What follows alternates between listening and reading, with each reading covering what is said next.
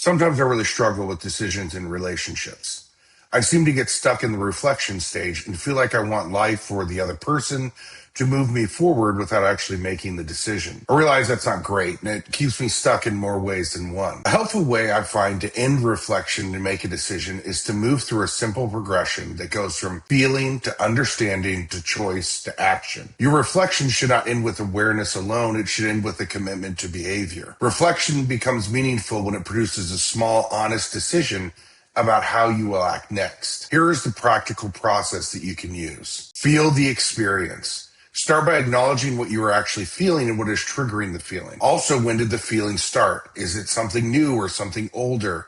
This step matters because reflection that ignores emotion becomes intellectual avoidance, while reflection that is only emotional becomes spiraling. The goal is balance. Understand the reality, which is to move from feeling to clarity.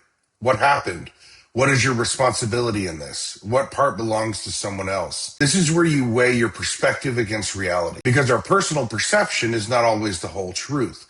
And the goal is not to self-blame or self-defense. The goal is honest understanding. Decide who you want to be in this situation. Reflection becomes powerful when it connects to identity. What kind of person do you want to be? What would be the best version of yourself and what happens next? What actions align with your values?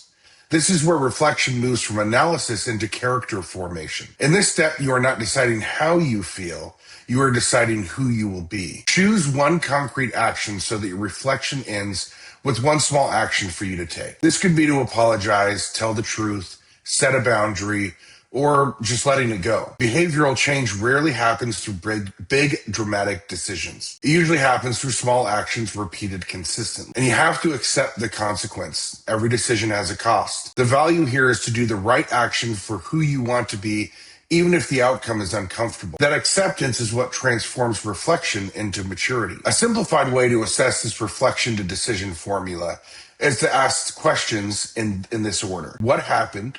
What is true? Who do I want to be?